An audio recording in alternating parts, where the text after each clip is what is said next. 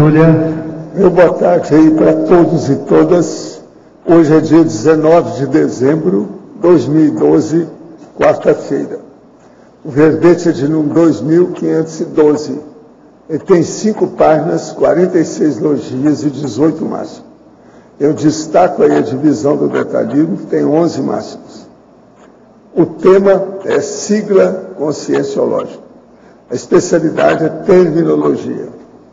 O especialista que trabalhou aí com o processo é o nosso professor Otto, que falou ontem e que está aí hoje firme com a infraestrutura.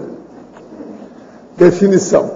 A sigla conscienciológica é a expressão terminológica composta da ciência conscienciologia, reduzida às letras iniciais, compondo a abreviatura capaz de facilitar a retenção mnemônica da Neo-Verpont e dinamizar a elaboração cognitiva da consciência intermissivista ao simplificar a forma do conteúdo complexo. Isso está dentro da conformática. O predomínio do PEN na autopensionização. A nominata siglonímica da conscienciologia. O siglário conscienciológico. A sigla na condição de sinônimo preferencial do sintagma terminológico. A abreviação de expressão conscienciológica. A contração de fraseologia terminológica. A sigla com letras maiúsculas. A exclusão dos pontos intermediários. As variantes ortográficas do sintagma sincronimizado. O hibridismo multilíngua da siglonímia. As expressões terminológicas ainda não sigladas. A captação para-ideativa transladada em sigla conscienciológica. O aprimoramento dos chakras encefálicos. O burilamento do parapsiquismo intelectual. A sinalética energética e parapsíquica pessoal. A interlocução taquigráfica lastreada por telepatia taxíquica. Agora, na argumentologia, nós temos o tópico da lexicologia, onde tem 63 siglas com os respectivos sintagmas e especialidades, integrando a siglonímia da nomenclatura conscienciológica, ano base 2012. Então, são 63. Na remissiologia, nós temos dos 15 verbetes, destacamos 5. Conformática, conscienciologes, desembaraço mnemônico, mnemotécnica vocabular e teste dos vocábulos. Frase enfática. O intermissivista consegue reter e inserir neoverpons mais facilmente no fulcro da autopensionização quando utiliza técnicas corretas. Eis a utilidade precípua da sigla conscienciológica. Eu quero lembrar que essa frase enfática está perfeitinha. Você já pensou sobre a relevância da siglonímica terminológica? Qual o grau de familiaridade mantém com as siglas da conscienciologia? A bibliografia específica, eu quero lembrar, tem 2 fontes bibliográficas. Agora, a mega-análise nós temos, com João Paulo aí, 20 itens. Abreviação, codificação, concisão, encriptação. Lexema, siglonímia, acrossemia, monograma, bradigrafia, estenografia. Conformática, morfossintaxe, mental somatologia, enciclopediologia e paradidaticologia. Comunicologia, verponologia, terminologia, orismologia e siglologia. Agora, o verbete hoje do dicionário é antilucidologia. O argumento é reflexivológico. Eu peço a vocês prestar bem atenção nos detalhes que tem, que esse verbete só tem 2 páginas, são 65 itens. Mas esse tema é muito sério, que é o processo contra a lucidez da pessoa, que aí anula o processo evolutivo. Boa tarde, professor Otto. Você já ouviu falar do poliglota Isaías Gouger? Há quem diga que ele lia em 14 línguas. Não, nunca ouvi falar desse Isaías Gouger. Você nunca conversou com ele? Não, nunca conversei com ele. Eu tentei conversar agora lá no Rio de Janeiro com o Ziad Fazá, mas ele estava incomunicável, não ficou difícil. Acho que porque veicularam no YouTube uns vídeos dele que foi chamado para um programa televisivo e teve um desempenho abaixo do esperado. Então, acho que ele está se isolando um pouco em virtude disso. Agora tem um outro que eu acho que seria mais interessante que esse, que é o Carlos Amaral Freire, que mora em Santa Catarina. Inclusive ele foi listado no Who's Who, também, assim como aquela publicação que tem o professor Valdo também. Ele estudou 120 idiomas, dos quais ele se lembra mais ou menos de 50, 60. Então, vale a pena estudar ele. Sobre o verbete do DAC, conto que passo a compreender exatamente esta condição boboca de antilucidologia com meu pai. Venho fazendo assistência há meses com Tales, cosmoética destrutiva, e quando necessário, Tacon. Como proceder na assistência quando a consciência é muito fisicalista, boboca perante a evolução e dona de uma couraça armada de orgulho teimoso? Olha, às vezes, quando chega numa certa idade, só noutra vida, com outro corpo, outra experiência. Essa aí já passou. Olha a idade dele. Agora para você, no verbete da enciclopédia, página 23, em parafatologia, poderia expandir o último item? A interlocução taquigráfica lastreada por telepatia taquipsíquica. Então, a interlocução taquigráfica é aquela que você usa, não precisa falar muito, usa aqui no caso siglas ou até meias palavras. Então, é aquela interlocução taquipsíquica que, pelo fato de ser rápida, uma palavra já significa muita coisa. Aquilo ali, como está lastreado pelo processo de telepatia, um processo taquipsíquico, a comunicação se faz muito rápida e às vezes é aquele diálogo ou aquele debate onde só aquelas duas pessoas estão se entendendo e os circunstantes ou as pessoas que estão ali em volta não estão compreendendo. Isso pode acontecer em vários casos, pode acontecer, por exemplo, num caso de dupla evolutiva, onde se tem um processo de afinidade maior que pode conduzir a um processo de telepatia. E pode acontecer também nos debates aqui, principalmente no círculo mental somático, até nos debates aqui mais de perto com o professor Valdo. Isso não é um fato incomum. Poderia falar mais das experiências em colegiologia? A comunicação ágil entre pesquisadores dos colégios invisíveis da conscienciologia. Então, de acordo com as 63 siglas que nós elencamos aqui, o que acontece? Hoje, por exemplo, desde ontem, anteontem, no caso, desde segunda-feira, estamos tendo o primeiro congresso internacional da tenepsologia. Então, ali, vários pesquisadores lançam mão ou utilizam em seu vocabulário siglas da conscienciologia. E com essas siglas, então, a comunicação se faz mais ágil.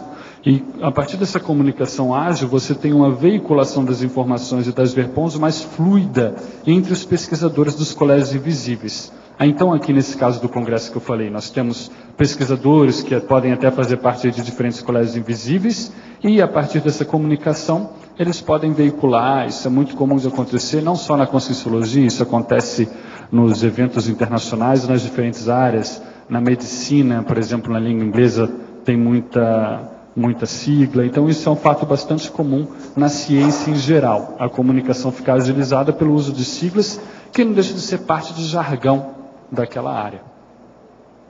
Sugestão ao verbetógrafo. A sigla OVI e a outra OBI.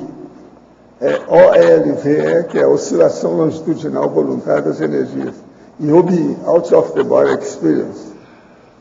Agora, ao verbetógrafo veterano Otto. Na Estrangeirismologia, página 22.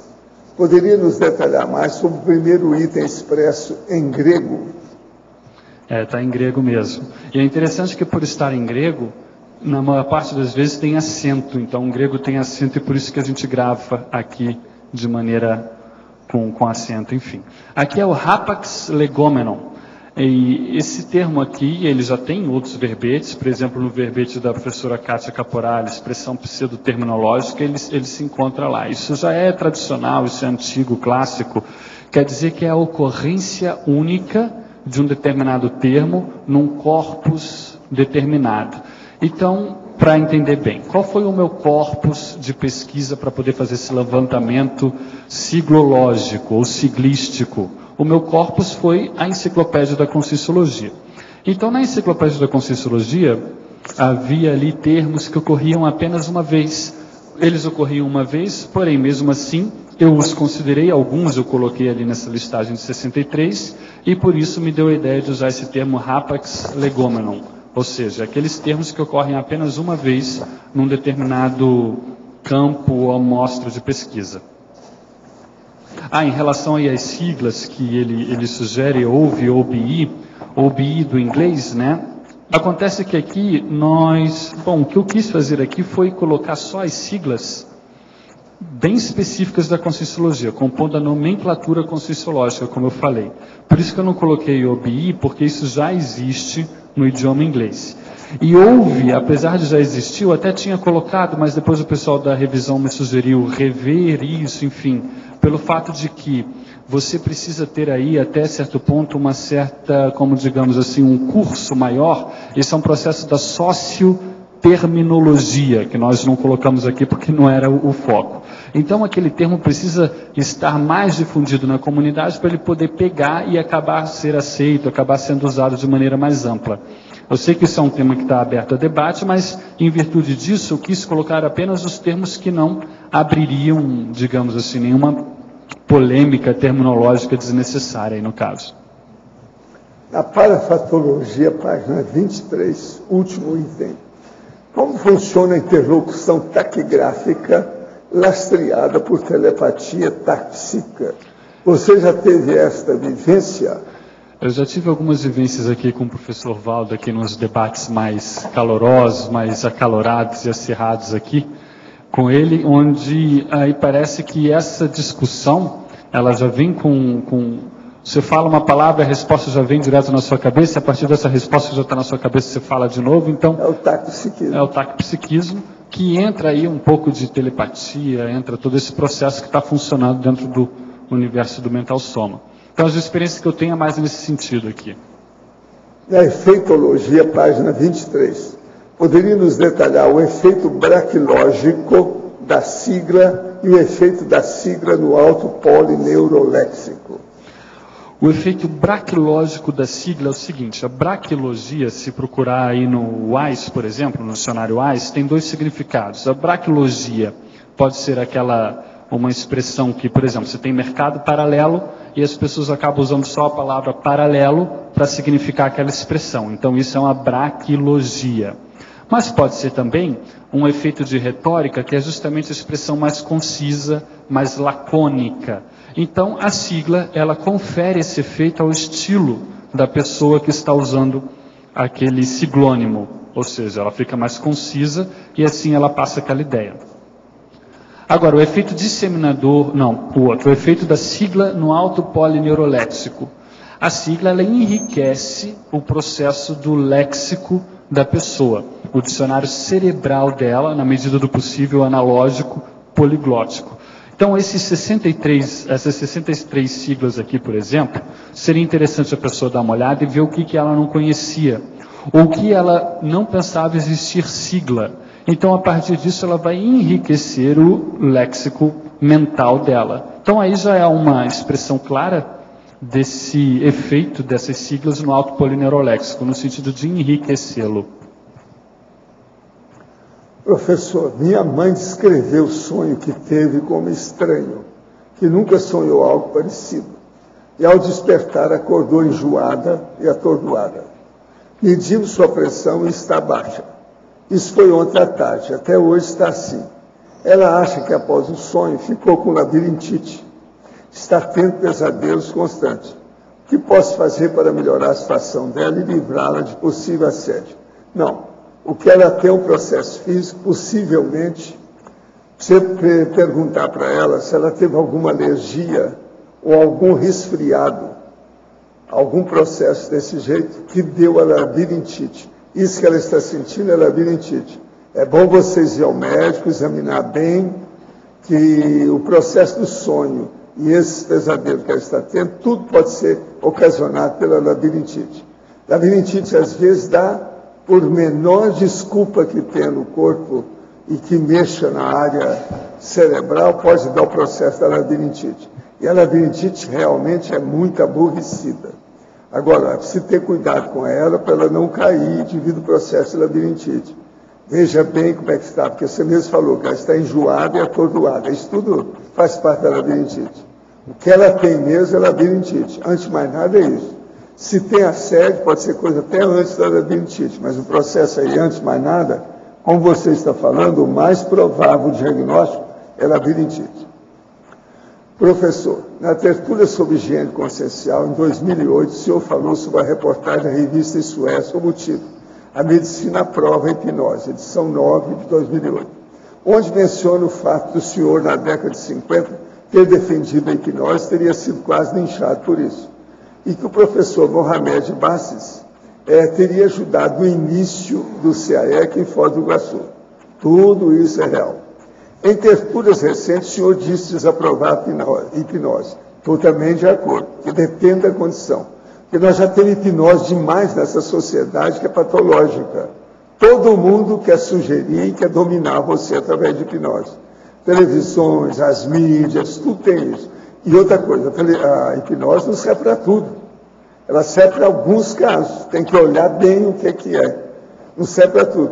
A questão daqui a pouco você vai usar, por exemplo, esse processo da terapia na base, por exemplo, de iridologia. Não serve para tudo. É um caso ou outro que serve. Então, a gente tem que escolher o que é. Então, na escolha, naqueles casos específicos, eu sou 100% favorável, nunca deixei de ser a favor da hipnose. Mas agora, generalizar a hipnose, servir para tudo, isso é um perigo. E outra coisa, hipnose, a pessoa pode receber uma lavagem cerebral violenta através disso. É preciso ter muito cuidado, não pode se submeter a qualquer pessoa.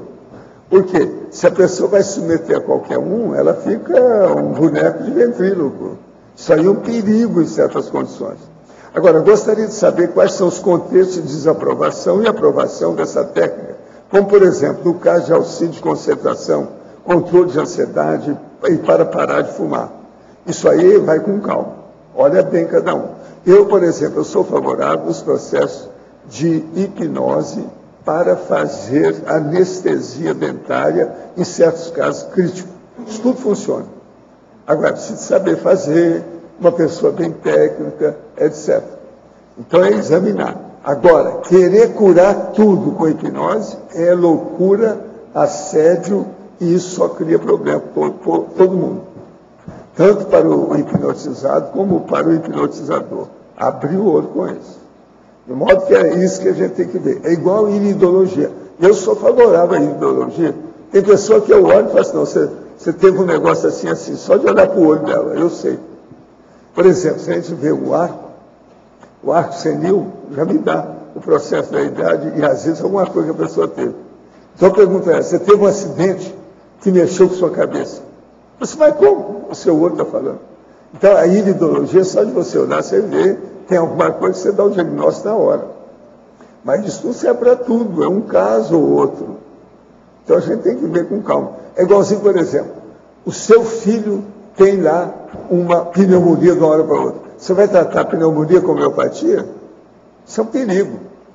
Não pode, a homeopatia não serve para isso. Uma doença grave, um negócio... Eu não tenho confiança. Se alguém tem, que faça, que mata o seu filho, não tem nada a ver com isso. Agora o problema é que não dá. Então, terapias, tem a área, tem o perímetro, tem o contexto, tem o universo próprio para aquela aplicação, mas não serve para tudo. A hipnose, então, é restrita, a homeopatia é restrita, o processo da iridologia é restrita, não serve para tudo, não, tem que ver bem. Professor, no verbete do DSC, o senhor poderia esclarecer em complemento. A lucidez com bálsamo é muito mais difícil de encontrar. O bálsamo é sinônimo de lenitivo. O ato rústico de lamber ferida nas bases da interassistenciologia. O caso é o seguinte, a lucidez com bálsamo é mais difícil, porque geralmente uma pessoa lúcida, ela tem pouca paciência para falar com aquele que não tem lucidez. Então tem que ser, para ser balsâmico, tem que ter muita paciência. senão não vai. Outra coisa, uma pessoa lúcida quase sempre ela caminha para ter o taquicismo. A pessoa que é taque, às vezes não tem paciência com o brade, aquele que pensa devagar. Então, é muito difícil juntar lucidez com bálsamo, uma coisa consoladora de alto nível. Isso é um fato na vida. Agora, a gente tem que entender as pessoas e ver o que faz. Agora, o bálsamo é sinônimo de lenitivo. O ato rústico de lamber ferida. O ato rústico de lamber ferida é a coisa que a gente fala para a pessoa na hora que ela está fazendo assistência. O máximo que ela pode fazer é lamber ferida. É igual o cachorro, que às vezes lamba a ferida do outro. Você está entendendo? Aquilo é que é. Então, até para assistir, a gente tem que ver qual é a fronteira, o limite, o máximo, até onde a gente vai. Então, lamber ferida, a gente não recomenda. É o modo de expressar a situação. Agora, nas bases da interassistenciologia. Agora, outra coisa que eu queria falar para vocês aqui, que é um outro assunto, é o seguinte. Está aí no processo, já saiu reportagem, etc., está em alguns lugares, o seguinte, Coca-Cola no Brasil tem substância suspeita de causar câncer. Então, o que se passa? A Reuters já mandou esse recado por aí, parece que está na internet, de todo lado. Tem uma versão do refrigerante comercializada na Califórnia que eles já mudaram a fórmula. Que está dando câncer devido ao 4-MI. 4-MI é 4-metilmidazole. Esse, já viram que esse é do corante do caramelo que tem nela. Ele já deu câncer em animais, já fizeram. Está comprovado que isso aí dá câncer. Então, eu não recomendo a vocês, enquanto não mudar essa forma, não tomar Coca-Cola.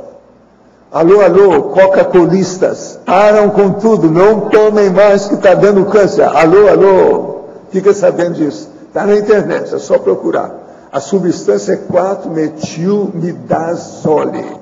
É 4-MI que é o nome. Agora, ó, as amostras que tem aqui, está dando, nas amostras brasileiras, 267 microgramas de 4-MI por lata.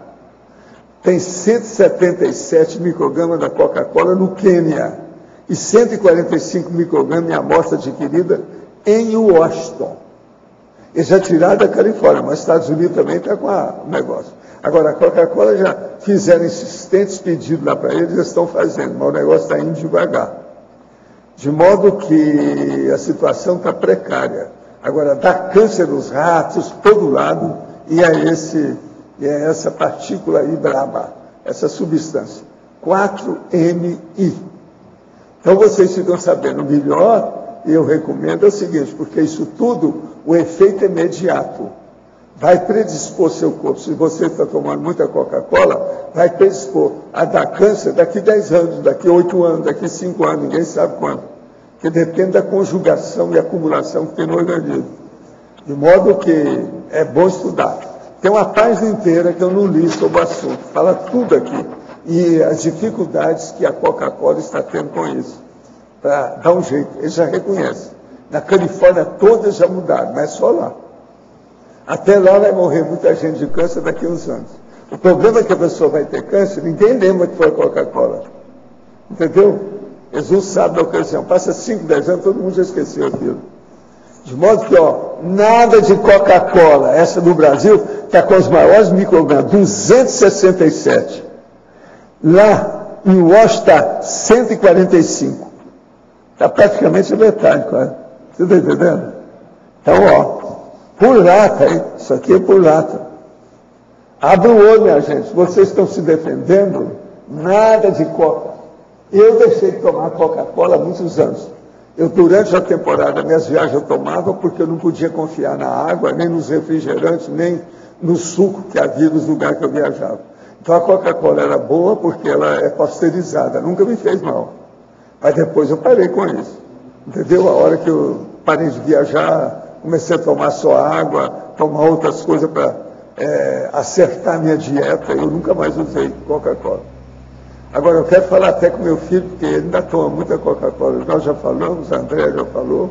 Agora, isso aí seria bom. Vou mostrar para ele isso aí. Para ele ver o 4-MI. 4-MI. Não vamos esquecer dessa, tá certo? Professor Paulo, primeiro é para o senhor aqui no conclusio.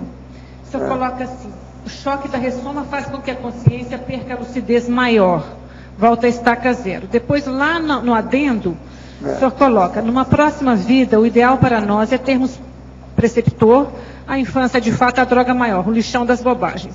Eu queria que o senhor, se pudesse, fizesse um cotejo dessas duas assertivas, no sentido de como é que a gente já começa a pensar nisso, na próxima vida a gente tem uma lucidez logo na infância. É você ajudar bastante os outros, você vai acabar tendo preceptor.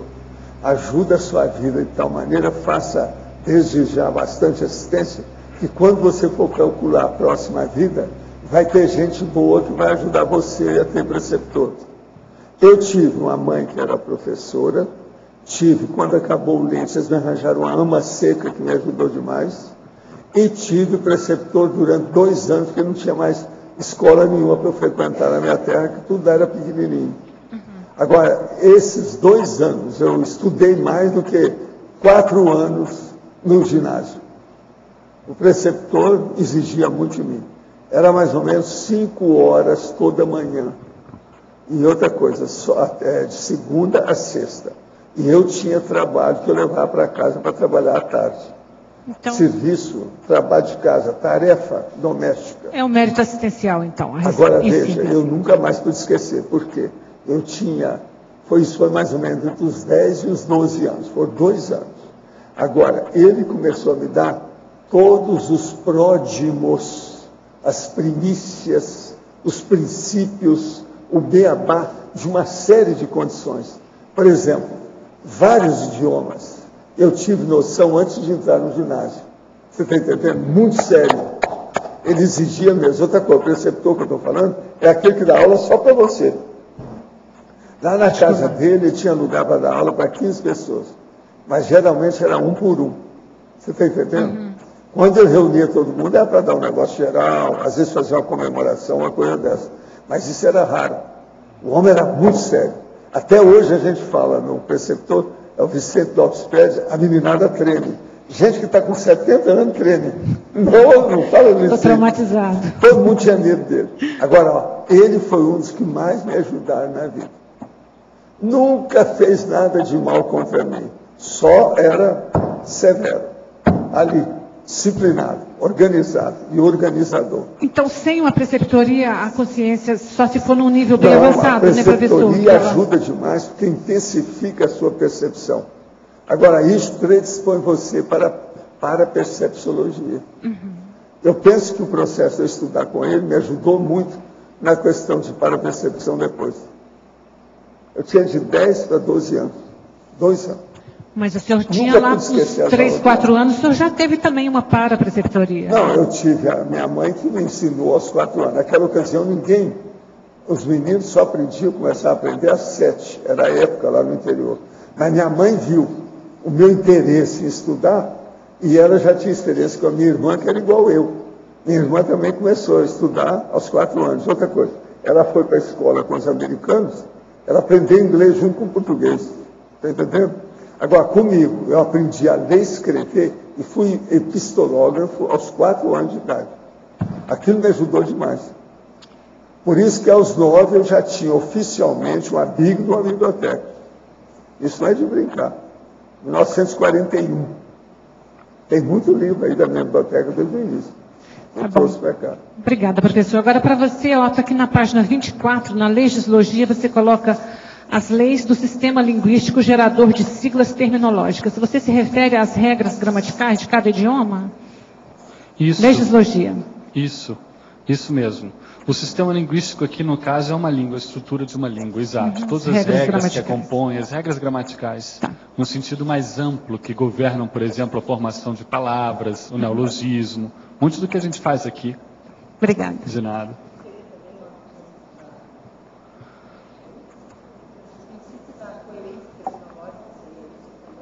Seria mais os princípios lexicológicos que estão ali do lado. Isso que ela falou ali da legislogia. Okay. Seria mais isso. Os princípios lexicológicos teriam a ver com a evolução, todo idioma evolui, e com a variabilidade. Inclusive, a gente já falou isso daqui num verbete, né, que tem a questão da variabilidade.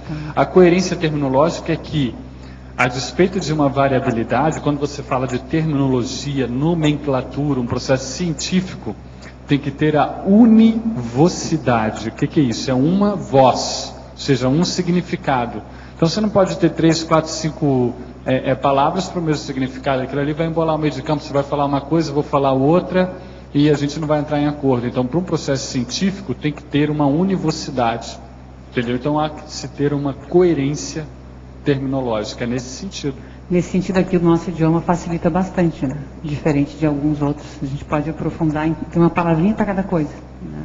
E eu queria te perguntar também, já vou passar para o professor Valdo, aqui embaixo na página 23, em trinomiologia, de baixo para cima, o trinômio ali, o trinômio jargão, tecnoleto e dioleto. Isso, a gente até comentou rapidamente no início, as profissões, as diferentes profissões, elas têm um determinado jargão, né? Então você tem, por exemplo, o medicinês, que é o jargão dos médicos. Você vai num evento de medicina, você vê como eles falam entre si, como eles dão palestra, então aquilo ali é o jargão deles. Agora, no nosso caso, por exemplo, um jargão, aqui o conscienciologismo, né, que foi o verbete que o Pedro escreveu. Então você tem ali também um processo de tecnoleto, ou seja, um dialeto técnico que envolve uma tecnologia. Aqui isso existe, tecnoletos são, por exemplo, na informática, você tem o jargão ali, ou dialeto do processo tecnológico.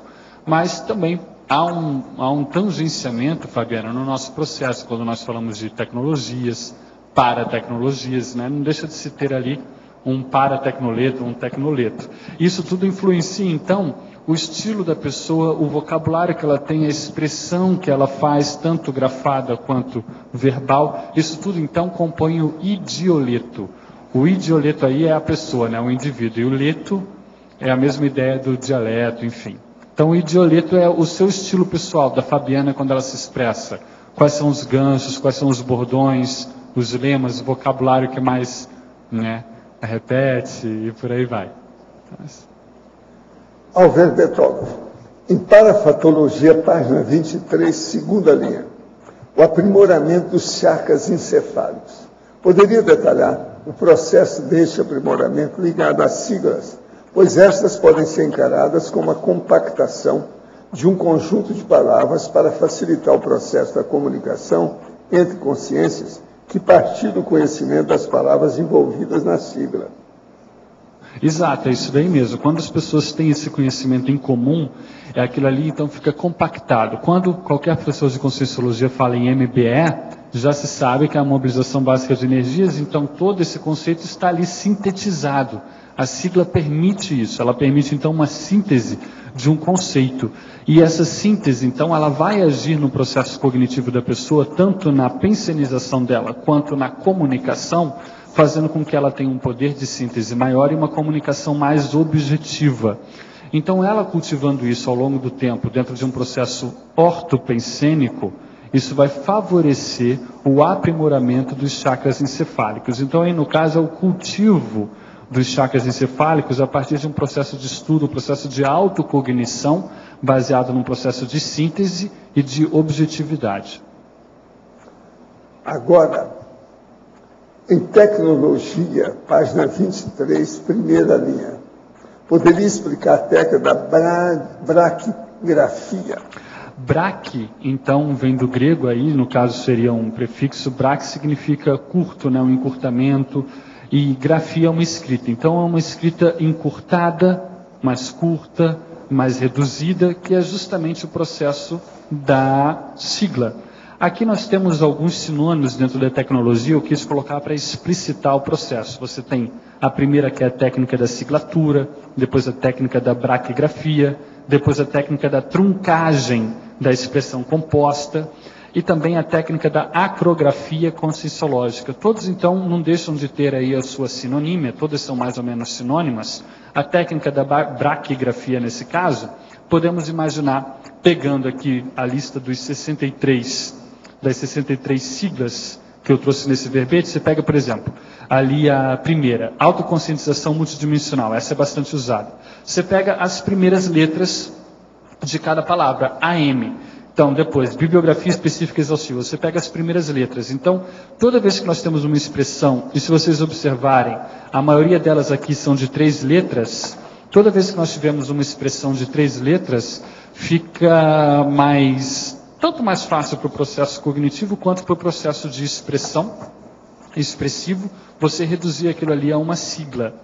Atentando-se, claro, para não incorrer num processo de mutilação. A ideia aqui não é mutilar, não é fazer um processo de simplificação boba ou sem maior racionalidade. Não, estamos falando de um processo de nomenclatura técnico, onde existe um processo quase aí de mnemotécnica vocabular, que inclusive é um dos verbetes que eu trago lá na remissiologia. A técnica aqui é o quê? É o que eu chamo a atenção na frase enfática. A pessoa, através do processo da sigla, facilita ela inserir aquela verpom, aquele neologismo no fulcro da autopensinização, porque muitas vezes, isso acontece comigo, deve acontecer com outras pessoas, temos acesso aí às neoverpons, mas nem sempre nós colocamos aquele termo na nossa pensinização. Nós pensinizamos e depois vamos fazer a associação de ideias, e não já pensamos na base a partir daquele arcabouço neológico. Então, essa é a ideia da sigla, facilitar esse processo.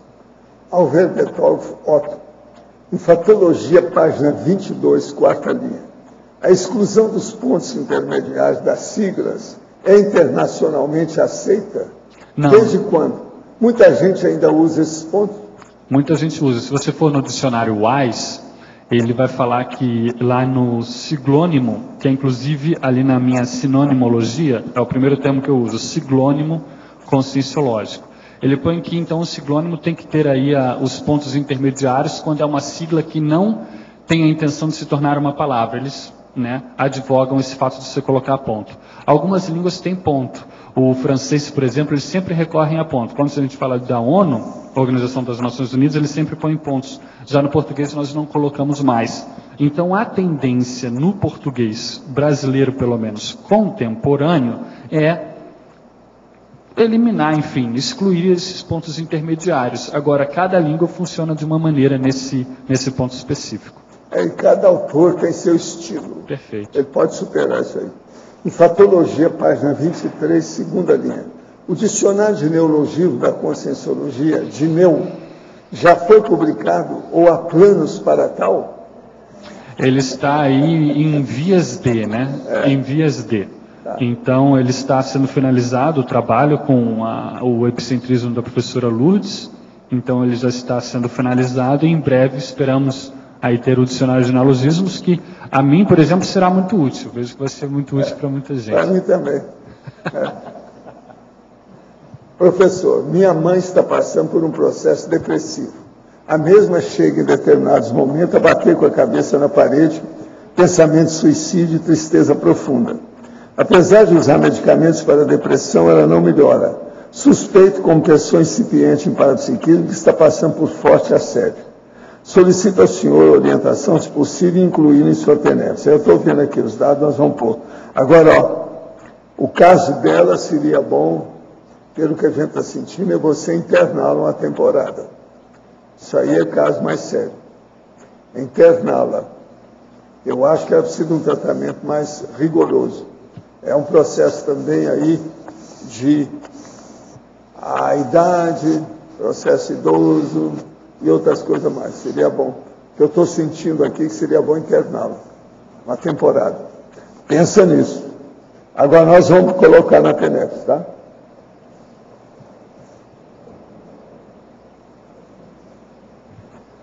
Eu devolvo o professor Otto a vocês. Olá. Pode falar. Olá. Otto, boa tarde. Eu gostaria que você falasse um pouco mais aqui na página 23, detalhismo, codigologia, o Código Pessoal de Cosmoética CPC invocado pelas iniciais. Então, aqui eu quis fazer uma exemplificação desse processo da sigla, funcionando como um processo digamos assim, de redução cognitiva, de síntese cognitiva. Então, quando você imagina Código Pessoal de Cosmoética, talvez seja aí, eu vejo pessoalmente, e uma vez teve uma mini tertúlia, que foi feita uma pesquisa sobre os conceitos mais palpitantes, mais sérios para os intermissivistas cognopolitanos aqui, eu vejo que a cosmoética é um dos conceitos mais sérios, mais profundos da conscienciologia como um todo. Então imagina, ele sendo um conceito muito sério, e o Código Pessoal de Cosmoética como uma das coisas mais importantes para nós aprimorarmos aqui nessa existência, então veja todo o peso cognitivo, tudo que está por trás aí desse processo do Código Pessoal. E simplesmente quando você fala o meu CPC, então dentro do processo de forma, ele está simplificado. Ele tenderia inclusive a ter uma aparência simplória, mas não. Então você consegue invocar pelas iniciais. Invocar é justamente fazer evocação, né? Então chamar pelo termo, chamar por toda essa complexidade cognitiva do Código Pessoal de Cosmoética, com todos os seus detalhes, suas alíneas prioritárias, com todos os seus detalhamentos pessoais, você faz essa evocação rapidamente, simplesmente pelas iniciais. Então aqui eu quis justamente exemplificar, foi uma jogada aqui que eu fiz, mais ou menos para tentar exemplificar esse processo da sigla atuando como um poder de síntese, aí num processo cognitivo pessoal. Ok, obrigada. De nada. Sim. Por favor, aqui em patologia, eu gostaria que você traçasse um paralelo, por favor, entre a sigla na condição de sinônimo preferencial do sintagma terminológico e as variantes ortográficas do sintagma siglonimizado. Por favor, um paralelo entre esses dois aí. Vários verbetes, você pega, por exemplo, agora não vou lembrar exatamente os verbetes, mas vamos supor que você tenha lá a síndrome, acho que é síndrome da abstinência parafisiológica, da professora Adriana. Então você tem lá, síndrome da abstinência, Adriana Chalita, né? Não Adriana Lopes. Síndrome da abstinência parafisiológica. Esse é o título do verbete. Aí no primeiro item da sinonimologia, você poderia ter ali, por exemplo, então, SAP, enquanto sigla. E vários outros. As síndromes, inclusive, são muito fáceis de se criar siglas com elas. Então, geralmente, quando o neologismo, a expressão neológica, ela permite, ela facilita a condição de se criar um neologismo, uma sigla, essa sigla já vem logo ali no primeiro item da sinonimologia. Isso acontece com alguns verbetes da Enciclopédia da Conscienciologia. Isso então fez com que eu colocasse isso aqui, a condição de sinônimo preferencial do sintagma terminológico. O sintagma é também a expressão. E depois sintagma siglonimizado, né? Exato. As variantes ortográficas do sintagma siglonimizado. Então, por exemplo, você tem um termo que você criou sigla para ele, mas ele tem variantes. Então, vamos ver aqui se nós temos o princípio, mais ou menos para ilustrar, tá? Aqui no 44, lá na página 25, você tem o PCP, que é o princípio da cosmoética pessoal, e eu também encontrei no corpus analisado. Qual foi meu corpus? O meu corpus foi a Enciclopédia da Conscienciologia. Isso aqui eu não criei nada, isso aqui eu peguei de lá. Sim. Aí tem também o princípio da cosmoeticologia pessoal. Então ali ambos estão na autocosmoeticologia. Não deixam de ter aí um aspecto de sinonímia, apesar de que a cosmoeticologia pessoal ali dá preferência ou realça um processo de ciência devido ao sufixologia, mas seriam variantes ortográficas, digamos assim, dessa expressão que por sua vez ganhou uma sigla. Então é esse ponto de vista que eu quis realçar aí. Ficou claro? Ficou bom, obrigada. E parabéns pelo eruditismo aí linguístico, tá? Parabéns. Obrigado. Pela dedicação aí aos estudos. Parabéns. Obrigado.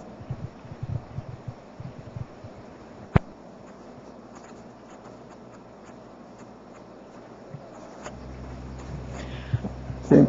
Seguindo ainda na linha da pergunta da Marlene, né, já saímos, falou com o senhor sobre preceptoria. A minha dúvida é aqui, por exemplo, aqui na própria Ruinópolis, nós temos vários grupos, temos filósofos, sociólogos, vários especialistas, advogados, psicólogos. Como a gente poderia orquestrar esse conhecimento tão grande de cada pessoa, fazendo um link com a preceptoria? O senhor acha seria válido a gente estabelecer grupos de estudo, pegar um pouco de conhecimento de cada área? Você escolheu o preceptor, o seu problema é esse, é isso que você está falando? Não sei se seria a escolha da pessoa ideal. Não, o problema é você achar um preceptor bom, aquele melhor que você acha, coloca a pessoa lá, trabalhando com ele. O problema é que especialista é o tipo, agora o problema é ver quem é bom. Para achar quem é bom é ver quem é que saiu bem com a pessoa, para saber como é que é. Ok. O preceptor que eu tinha era o melhor que havia lá na Redondeza, na ocasião. A minha mãe era professora, sabia disso, que ele era o melhor professor da turma toda. Até hoje, a memória dele é homenageada por todo lado lá. Ele é considerado o maior professor da minha terra daquela época. Até hoje. Tem os livros, tem fotografia dele, microbiografia dele, todo lado. Tem muito lugar assim, entende? Então o problema é escolher essa personalidade. Agora, sempre tem gente muito boa. Tem preceptor fora de série. Agora, outra coisa. Se você for olhar na Grécia Antiga, todas aquelas pessoas que eram líderes ou que iam exercer uma liderança, tiveram preceptores. Esse povo todo dos gregos, os filósofos, a maioria foi preceptor de alguém lá, que depois se tornou quase sempre um guerreiro ou qualquer coisa. Alexandre Grande é o exemplo clássico. Então é muito importante o processo de preceptoria. Outra coisa, com a internet, com essa loucura toda que é a internet, seria muito bom ter um preceptor com a cabeça bem arrumada para ajudar a cabeça da criança. Seria bom. Os meninos ficam aí só no videogame, só dando tiro, pum, pum, pum. Esse negócio é terrível. Não dá. Então o preceptor seria bom para fazer a pessoa raciocinar com equilíbrio desde pequeno. Ajuda. Professor Valdo, Pesquisar. aqui. No Escuta, dicionário... você estava sumido há muito tempo que eu não te via, por isso que eu te cumprimentei. Você apareceu aí, materializou agora essa semana, por isso. Né?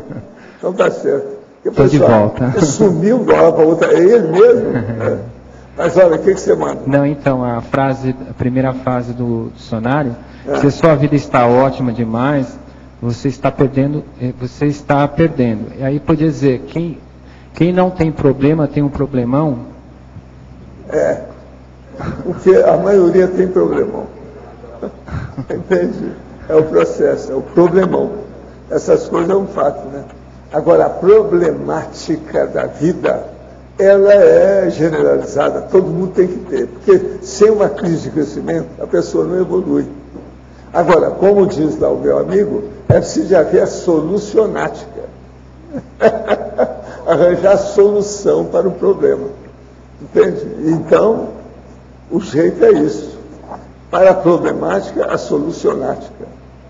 Então, vamos dar um jeito de resolver o processo. Agora, a primeira coisa é calma, tranquilidade, reflexão, ponderação. Esse é o caminho para os processos nossos da vida humana. Então, isso tudo, a pessoa que não tem isso é porque não tem lucidez. A lucidez é baseada justamente nesse equilíbrio. Outra coisa, tem gente que acha que ninguém pode ser lúcido na vida humana.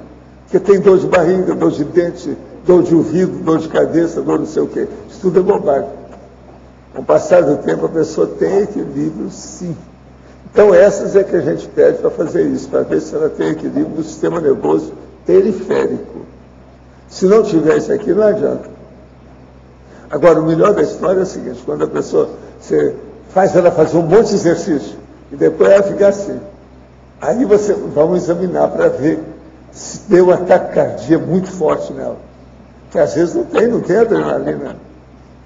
Então isso é o domínio já do cérebro, que é no sistema nervoso central, sobre o sistema nervoso secundário, periférico. Entende? O autônomo. Nós não dominamos o autônomo, mas você consegue segurar a barra. Entendeu? Até um certo ponto. Então isso é muito importante. É o processo da maturidade do sistema nervoso. Professor Valdo, Sim. aqui na letra B,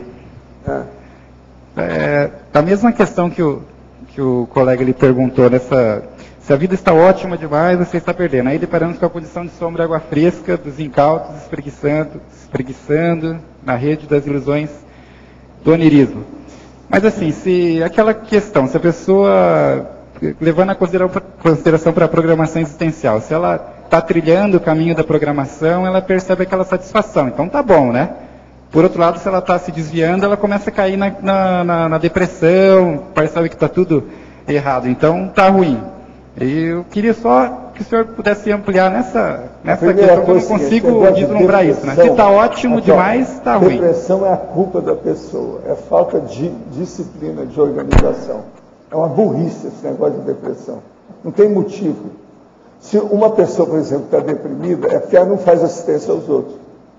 Ela só pensa nela, é egocentrismo a depressão. Das coisas mais sérias que tem é a depressão, matéria de egocentrismo. E é egocentrismo infantil. Porque se ela olhar de lado, tem gente muito pior que a situação dela. Então o problema dela é pensar nos outros. Aí acaba a depressão dela. Ela só pensa em si. Quase sempre a depressão existe por uma frustração qualquer. Que a pessoa se acovardou perante alguma coisa, não está de acordo. O mundo não quer mudar de acordo com aquilo que ela pensa. Então ela reclama do cosmos, reclama do mundo inteiro, não quer saber de nada. Para o mundo que eu quero descer. E por isso que a depressão às vezes leva a pessoa ao suicídio. Então, antes de mais nada, depressão é um processo de autoassédio. Por quê? Devido ao problema egocêntrico da pessoa que não pensa no resto, na própria evolução, nas outras pessoas. Isso é regra que você pode praticamente generalizar para todo mundo que tem depressão. E outra coisa, estou falando de depressão mesmo. Aquela pessoa que fica deprimida, fica no quarto escuro, que não quer saber, não quer nem conversa, nem nada. Esse negócio, qualquer coisa, a moça vira assim, hoje eu estou tão deprimida, porque quebrei minha unha. Isso é bobagem. Não é isso que eu estou falando. Estou falando de depressão séria. E outra coisa, depressão é um negócio que tem que ser tratado, porque senão isso leva ao suicídio. É perigoso. Então, pensa por aí que você vai ver. O processo todo nosso é de organização, é de disciplina. Nós temos que ter uma vida mais organizada. A pessoa que se organiza, a tendência dela é ficar imperturbável. Ela fica cada vez mais tranquila e outra coisa, produtiva. Não é tranquila com sombra e água fresca, debaixo da esteira, debaixo da sombra. Não é isso. Eu estou falando é tranquila, ativa, militante, trabalhando, funcionante. Entende? Isso tudo é possível. Agora, nas coisas, por exemplo, todas as técnicas que nós temos da conscienciologia ensinam isso. A pessoa pode aprender muito através disso. Só pensar. Ok? Otto, você aqui colocou as siglas e tem umas que a gente sabe que pegaram, né, mais. Por exemplo, EV. É por causa da repetição? Tem a ver com a sonoridade da sigla? O que você viu até hoje sobre isso? Assim? Por que umas não deram certo? Por exemplo, ninguém fala PD. O pessoal fala princípio da descrença. Esse é um bom aspecto aí. Talvez a questão fonológica, eu de fato nem cheguei a pensar nisso, que umas pegam mais, outras menos. Agora é fato que o EV, ali, Alba, na exemplologia, eu até coloquei lá como sigla conscienciológica frequente na página 24, o siglônimo EV. Então tem uns realmente que são bastante frequentes, devido aí a um processo, eu veria não a questão fonológica, que ela pode ajudar, mas seria secundária. Acho que é o processo realmente de importância no corpus neológico da conscienciologia. Pelo fato de ser importante, se cria uma sigla até para facilitar o processo, para facilitar com que ela tenha maior curso. O caso do PD, por exemplo, o princípio da descrença, ele foi criado há pouco tempo. O professor Valdo solicitou ali a Dulce, né, para criá-lo, que ele é bem recente, agora é de uma cepa mais...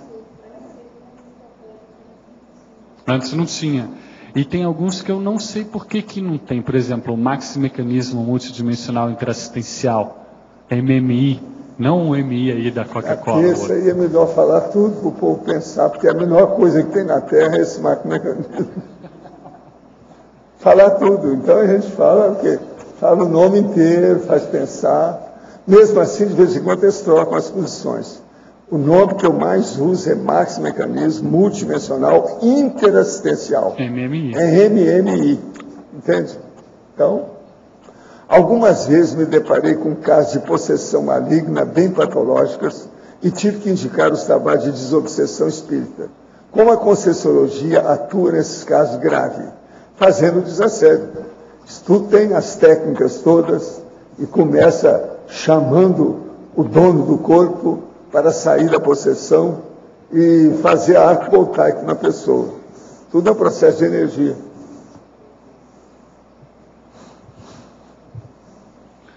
Então, isso que você acabou de perguntar aí, Alba, você tem vários que são bastante frequentes, né? Você tem a CCCI, por exemplo, você tem o CI, que é o curso intermissivo, você tem o COC até certo ponto, né? O professor Valdo que usa mais, mas o CPC é bastante frequente, tem a EC, Energia Consciencial, EV, a FEP também não é de todo tão frequente, mas vez ou outra aparece, IC é uma das mais frequentes, né? E por aí vai. Tem o PPP, que é o princípio da posicionamento pessoal, vez ou outra aparece em algum verbete. Então tem uns que são mais... E tem aqueles que foram propostos por outros autores, como a SEST, que é a Síndrome do Estrangeiro, né, da professora Malo, Síndrome do Ostracismo. Qual? BIC. Ah, o BIC foi você?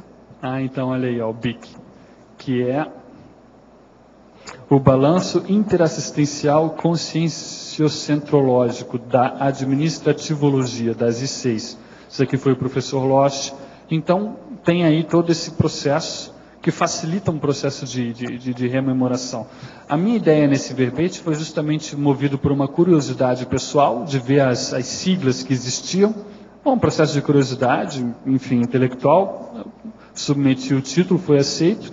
E realmente, estudando depois com mais calma, eu percebi que ele me ajudava a inserir essa anel verpon que está por trás da sigla na autopensenização. Porque esse é um processo que sempre me deixou um pouco, assim, curioso de como nós podemos dinamizar isso, o processo do pensene. O professor Valdo escreve isso lá no Reurbanizados, ao processo da aprender palavra nova não é tão difícil, o problema é inseri-la no fulcro da autopensenidade. Então, isso é uma coisa que eu sempre penso, como dinamizar isso? Então, primeira coisa é não ser pernóstico. Como diz o Daniel Covetti, pernóstico não é quem tem pernas compridas, mas quem tem ideias curtas. Então vamos entender bem. Pernóstico não é quem tem pernas compridas, mas quem tem ideias curtas. Então, se a pessoa não é pernóstica, ela estuda todos esses detalhes sem exibição. Ela aprende mais depressa. Todo pernóstico custa entender as coisas. É uma tendência. Agora aqui, ó, verbetógrafo. Acho muito interessante seu verbete, porque pessoalmente estou a tentar escrever uma experiência extrafísica com terminologia conscienciológica. Não só me ajuda a sintetizar, mas também compreender muitos fatos que nem sequer tinha notado, mas que a Conscienciologia já tinha estudado, sistematizado e dado um nome. Isso me permitiu enriquecer tanto o escrito como meu entendimento sobre os fatos. Essa senhora mora fora do Brasil, é na Europa. Você acha que aprender as siglas e terminologia intrafísica, fazer essas neosinapses físicas, pode expandir a experiência extrafísica e também melhorar a memória da passagem de informação do paracérebro para o cérebro? Sem dúvida. Você, ao estudar esse processo neológico aqui, dentro dessas siglas e tudo que você puder dentro do processo de terminologia, você vai estar enriquecendo aquilo que se chama aqui, que nós damos muito valor, que é o polineuro-léxico. Você vai enriquecer, então, seu dicionário cerebral, seu repertório pessoal de vocábulos, como você bem colocou. Esses vocábulos vão lhe ajudar a denominar as realidades e para-realidades da vida multidimensional. Então, uma vez que você tem posse disso, mesmo que ainda pareça muito teórico, ou que você ainda tem um gap teático muito grande perante aquele termo que você está aprendendo, eles vão ajudar a criar um receptáculo, um conceptáculo para aquela experiência que estará no seu horizonte de possibilidades.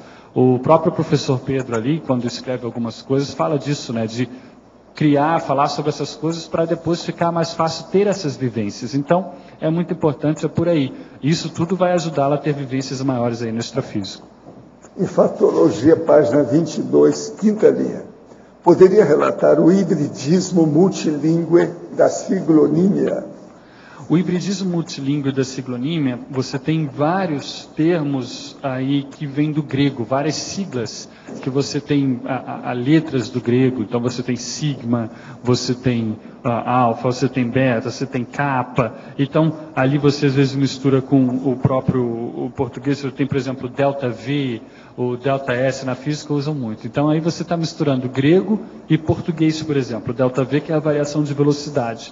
Então isso daí mostra que esse processo do multilinguismo, ele está mais presente do que nós imaginamos. Ele está presente no próprio alfabeto do nosso idioma português, com a assunção aí das 3 letras lá, que é o K, o W e o Y.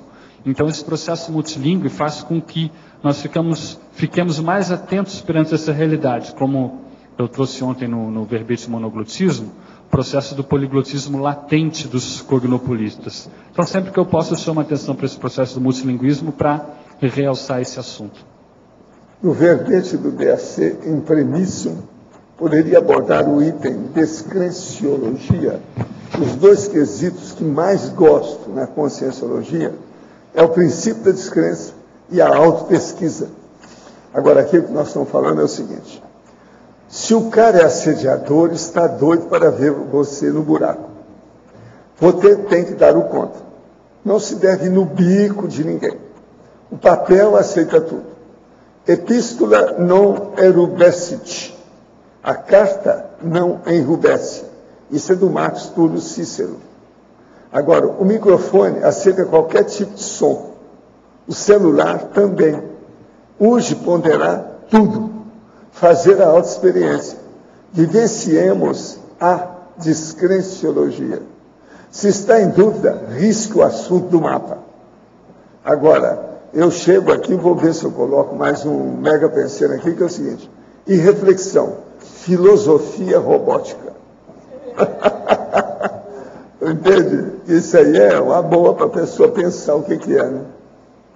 E reflexão, filosofia robótica. Agora, o que nós precisamos é mais do que a reflexão, é fazer a experiência, levar para o lado da teática, vivenciar o processo. Com isso, a gente chega às conclusões. Aí não precisa falar, eu não acredito, ou eu acredito, esquece tudo. Não, eu já vivenciei isso, eu penso, admito, acho muito mais certo que eu vivi. Então, o achismo muda. Já não é mais o achismo do jeito que era. Agora, é a única saída. Agora, esse nosso amigo, ele quer para cá todo dia, já faz algum tempo, acho que alguns anos. Todo dia, praticamente. Agora, ele gosta do princípio da descrença da autopesquisa, por isso que ele pergunta muito. Porque autopesquisa e princípio da descrença mais ou menos a mesma coisa. Então, a pessoa tem que perguntar mesmo, faz parte do serviço. Quando fala uma coisa nova, é ele que perguntou essa última pergunta sobre a siglonímia. E por que você quis agora, mais recentemente, criar a sigla para o princípio da descrença? Porque o povo estava querendo. A turma que insistiu com isso. Entendeu? É o PD. É que PD tem uma opção de coisa que pode ser, você está entendendo? Então a gente evitava colocar PD. Então, mas a turma estava querendo, a gente colocou, vamos colocar entre parênteses lá, o princípio da descrença. Faz parte do serviço. Agora, é esse, a gente precisa de estudar, né, o problema por aí, não tem saída, quem que vai fazer? Agora, já tem, né? O princípio da descrença já tem em alguns lugares que eu coloco, bem claro, sem dúvida. Professor Valdo, na continuação do dicionário, aqui, ó, dos verdadeiros filósofos foram desenvolvidos iguais os gatos. Dormiam muitos. Essa questão que o senhor coloca, por que você. Onde é que está isso aí? No complemento. Ah, no complemento. O que você quer? Não, a frases. Os verdadeiros filósofos. Os verdadeiros filósofos foram desenvolvidos iguais aos gatos. Dormiam muito e só penserizavam. Na minha casa já tivemos, em certa época, 4 filósofas, ou seja, 4 gatinhas. Devemos manter a lucidez com despertamento em dia, awareness, mais do que os gatos conseguem. Essa é a condição ideal para todos, em qualquer dimensão, o tempo inteiro. Eu acho, por exemplo, que a filosofia começou com os gatos. Porque os gatos são filósofos. Às vezes eles param, ficam olhando para você, ficam pensando, eles fazem mais, vamos dizer, o processo da elaboração de pensamento e o problema também de transmitir o pensamento, mais do que a telepatia, mais do que a maioria. Por exemplo, o cachorro não é assim. O cachorro tem atenção saltuária de menino, entende? Criança. O gato não. Ele tem a fixação da ideia de adulto. Agora, por exemplo, você quer coisa mais séria do que essa minha gatinha lá, que tem alguns anos de idade lá conosco. Então, eu tenho lá meu computador e trabalho lá, e ela fica junto. Agora, um dia nós estamos lá com outro computador que tinha o teclado e foi colocado em cima do no-break. Então, estava mais ou menos na altura dela. Ela viu que eu estava fazendo assim no computador, ela ficou em pé e começou no outro teclado a bater. Eu falei assim, mas não é possível. Se eu não visse, eu não admitiria uma coisa dessa. Vem cá, outra coisa, ela estava assim olhando para mim. Agora, essa gatinha é muito inteligente. Agora, ela faz telepatia, ela pede as coisas, tal. Por exemplo, ela está num lugar. Daí a pouco eu vejo que ela mexe, olha para mim, e é como se ela falasse assim, abre a porta, que eu quero ir para lá. Aí eu abro, na mesma hora ela sai, e aquilo não é normal, porque ela gosta de me acompanhar. Agora, às vezes é porque ela quer ir ao banheiro, à toalete dela, ou quer beber uma água, sei lá o que é. Entende? Existe o processo. Então, eu penso que a filosofia começou ali. Por quê? Não é aquele negócio de um bicho que está aí com um olhar de bobo, não. Geralmente eles estão pensando alguma coisa, está olhando para você, mas está sabendo o que é que se passa, olha bem como é que é. Valdo, são filósofos. Você falando isso, o Arlindo já está se achando um gatinho.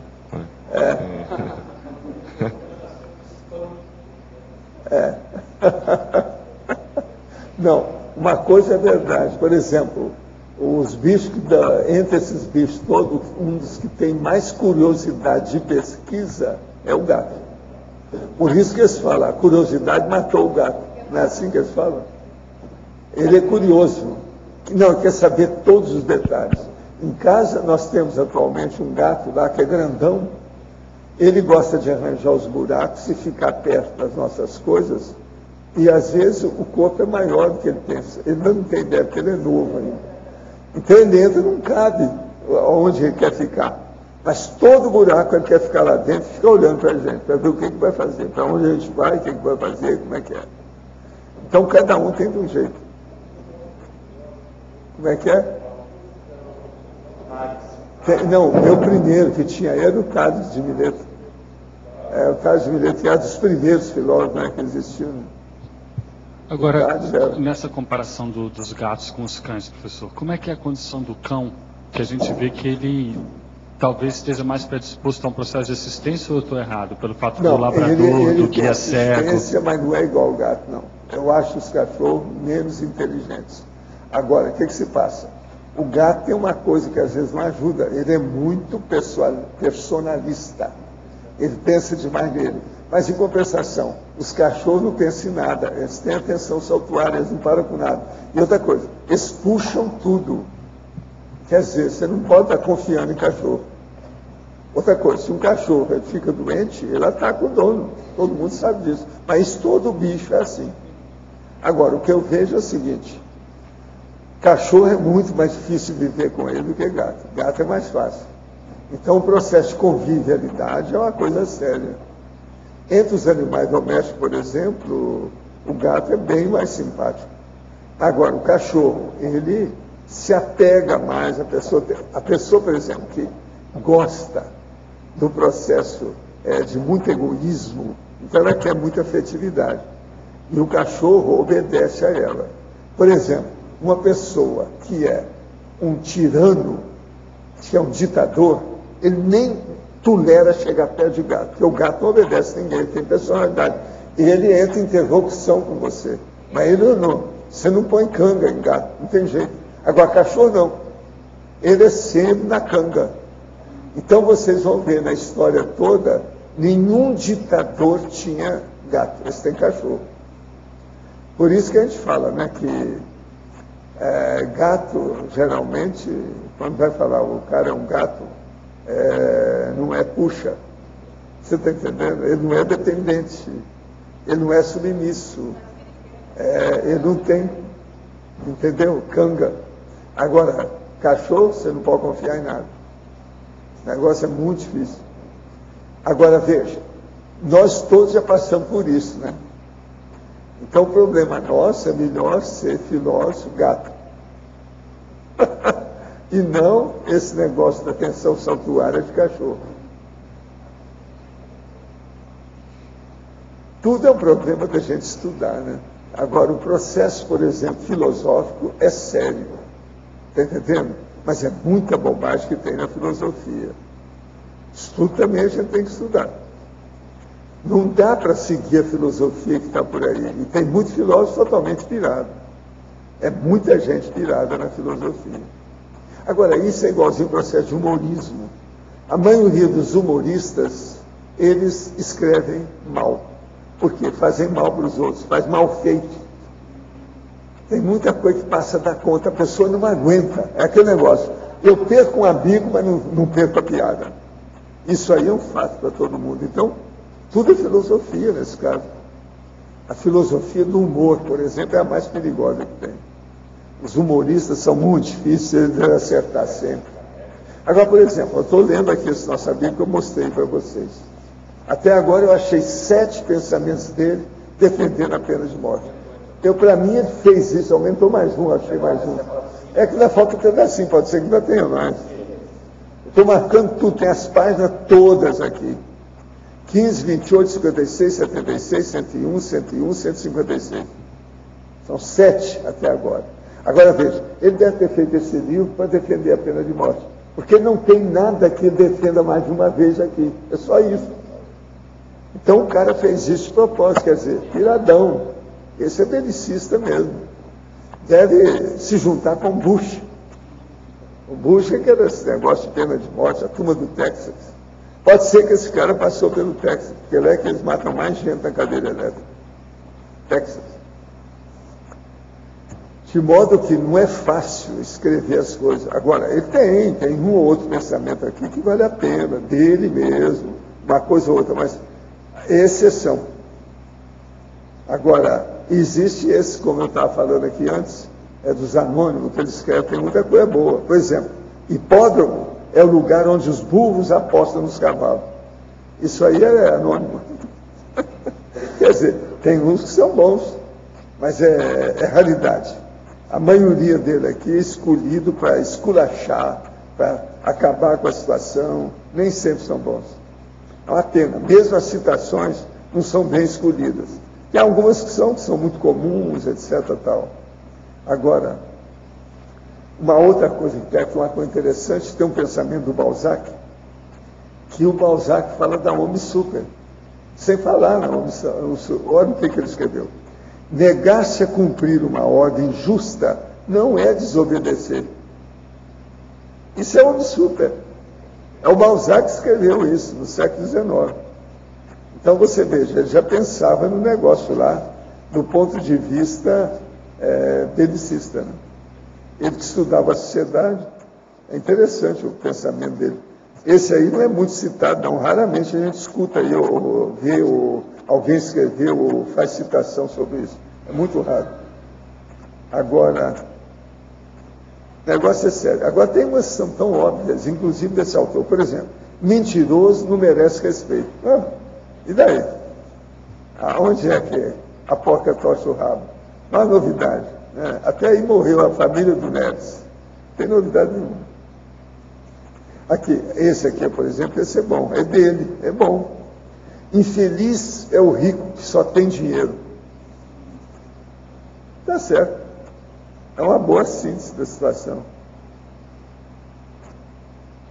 Agora, não é fácil o processo, mesmo assim, em matéria de máximas e pensamentos curtos é difícil.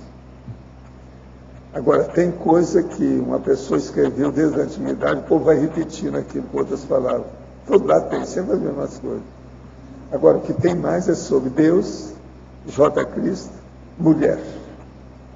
Então, mulher, coitadas, as mulheres são esculachadas, esse que é o nome. Não é fácil.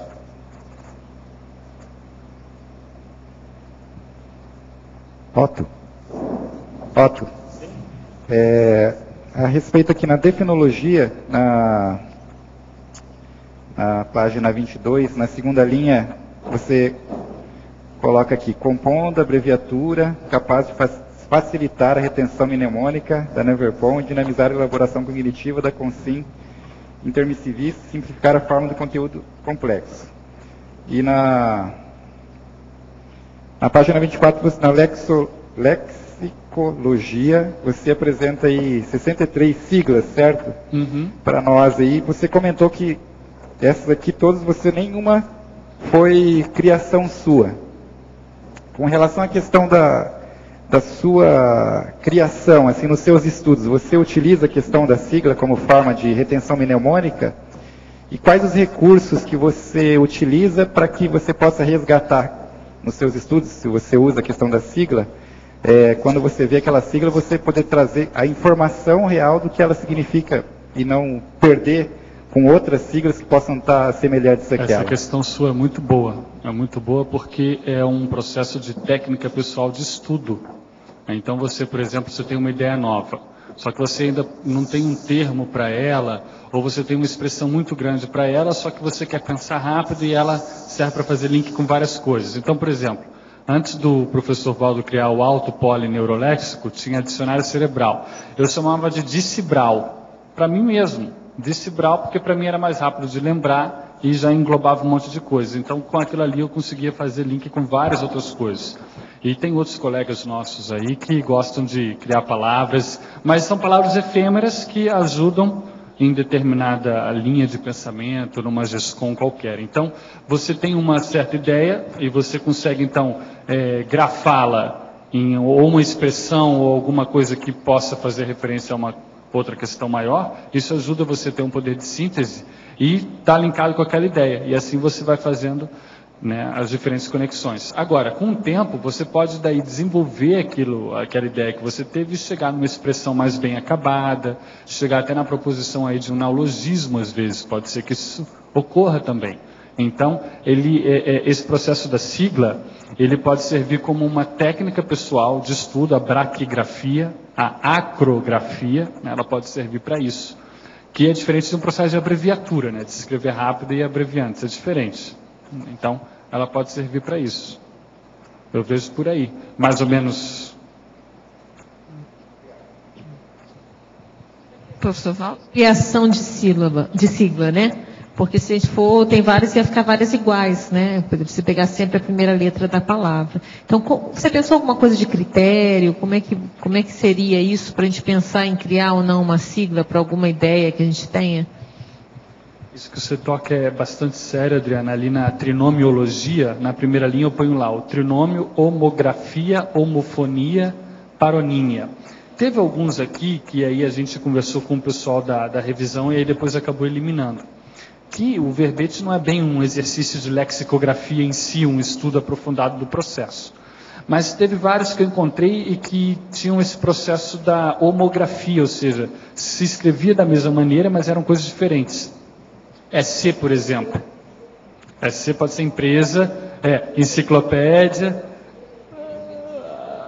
Exato, então você aí tem 3, né?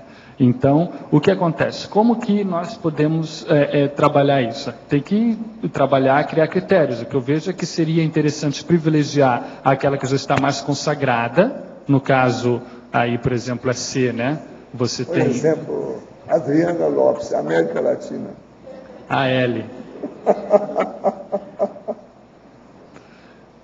Qual que está mais consagrada? América Latina ou Adriana Lopes? Aí Aqui, Otto Mendonça, não é isso? Otto Mendonça. Processo de evocação aí, então. Tudo bem. Então é isso que eu vejo. Sim. Ainda dentro desse raciocínio de siglas, nós temos aqui na Conscienciologia o CPC, que é o Código Pessoal de Cosmoética, e o curso de Projeciologia e Conscienciologia. E nós usamos isso constantemente. O contexto é que, na verdade, é que vai fazer o diferenciador da situação, não é isso?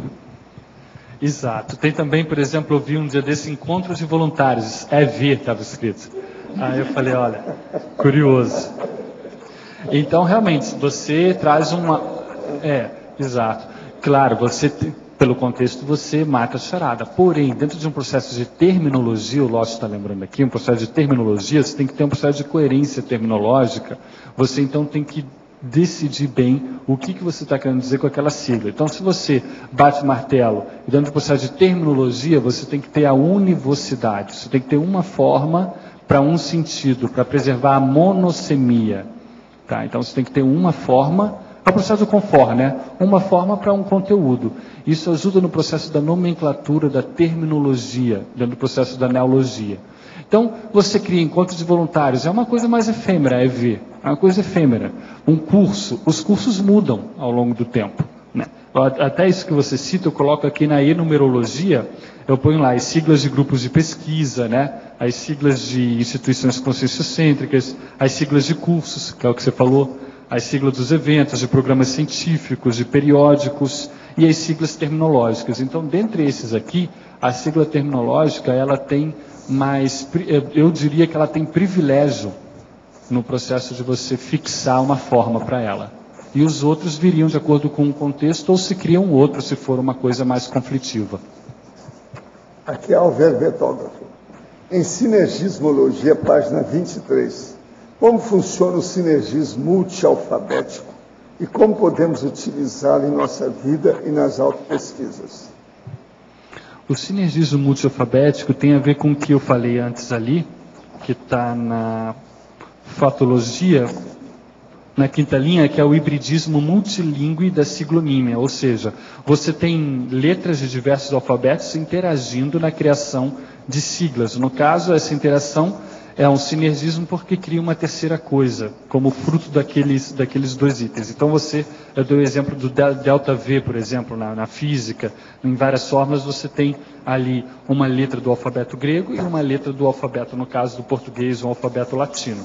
Então esse sinergismo multialfabético, no caso, além disso, pode facilitar também um processo de estudo pessoal, onde você, baseado, lastreado, fundamentado num alto polineuroléxico aí mais vigoroso, multiglótico, você poderia a partir disso então criar vocábulos, propor neologismos ou até como nós falávamos lá, você criar siglas ou palavras para o seu uso momentâneo, mas que vai dinamizar um processo cognitivo. Então, esse é o sinergismo multialfabético, se lançar a mão de vários alfabetos no processo. Em neosinapsologia, página 23. Poderia nos explicar a sigla conscienciológica ao modo de atalho para as neosinapses?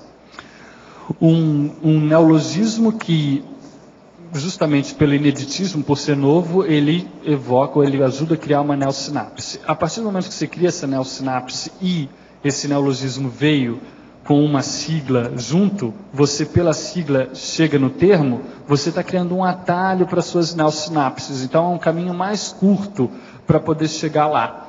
Então nós temos aí vários deles, por exemplo, ficha evolutiva pessoal, a sua FEP. A sua ficha evolutiva pessoal é um negócio interessante de pensar, porque aqui você tem o processo da holobiografia, né, da multisseriexologia, entra tudo isso dentro da FEP. Então você vai concentrar, é um cluster. Então, ali é um conjunto, é um núcleo cognitivo bastante significativo, prenhe de significado. Então, a partir disso, você vai fazer evocações de vários conteúdos. Por isso que serve como um atalho para as neosinapses, a sigla. Agora, isso não é um negócio fácil, eu imagino, porque isso não pode ser feito de qualquer maneira, porque esse atalho acabar sendo uma mutilação da ideia. Eu chamo a atenção para esse processo da mutilação, principalmente ali na antagonismologia, na segunda linha, eu falo o antagonismo mnemotécnica vocabular, que seria essa sigla conscienciológica, e a mutilação vocabular, ou seja, aqui nós não estamos querendo defender um processo de reduzir para simplesmente tornar mais fácil, não. É um processo técnico dentro da nomenclatura da conscienciologia que facilita a retenção da Neo-Verpon. Olha, estão falando aqui do seu... Peixe, mas é comigo. ao professor. Na lista das siglas, página 25, itens 31 e 32, o senhor poderia falar sobre a correlação existente entre a FEP, ficha evolutiva pessoal, e a FIP, ficha intermissiva pessoal? O que enriquece a FIP? As ações intermissivas assistenciais? Sim, você está falando certinho, você está entendendo bem. Agora, ó, é através da, vamos dizer, a correlação no tempo e no espaço, principalmente na questão do timeline, da vida da pessoa, o processo da holobiografia dela para a genética, que vai trazer o processo da identidade extra.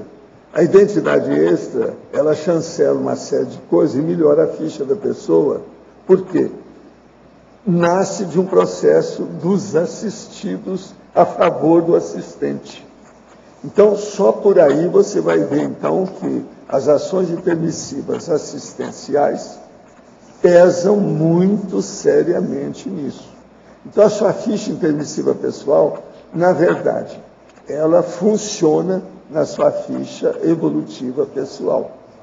Você precisa saber, se você, por exemplo, tem lucidez no período intermissivo e você faz assistência, esse período pode ser mais prolongado, dependendo da necessidade daquilo. Agora, não adianta nada a pessoa ter um período intermissivo prolongado se ela não tem lucidez, se ela não faz assistência, se ela não está fazendo nada. Isso é perda de tempo evolutivo, entende?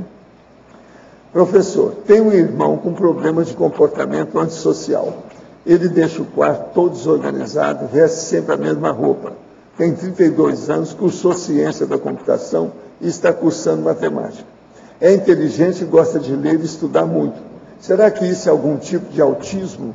Ele tem psiquiatra e psicólogo, mas isso não resolveu o problema comportamental. Melhorou bastante, mas os problemas de isolamento social, desorganização continuam. Como ajudar de forma espiritual?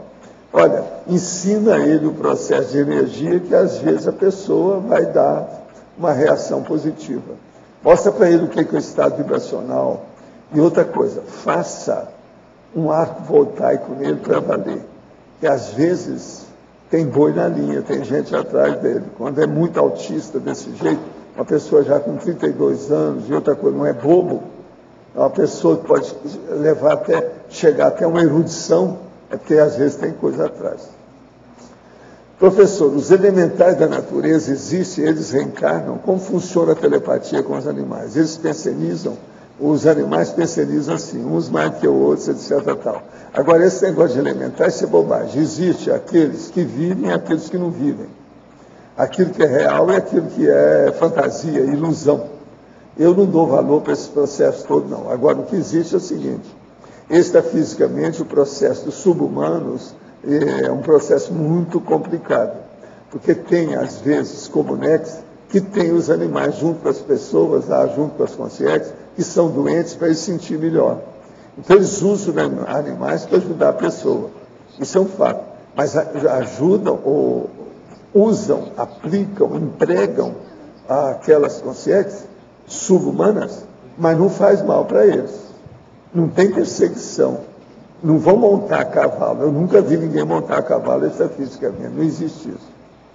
Agora, professor, na escrita de um curso que trata dos mecanismos do parapsiquismo, em alusão ao livro Mecanismo da Mediunidade, o senhor acha que abordar aspectos relativos aos efeitos do eletromagnetismo no cérebro é um dos caminhos?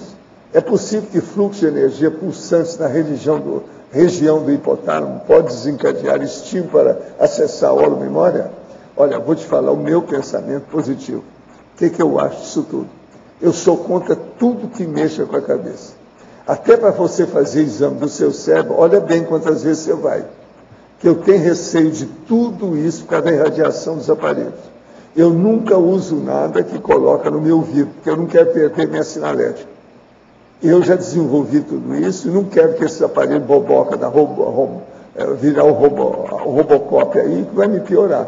Eu evito isso ao máximo.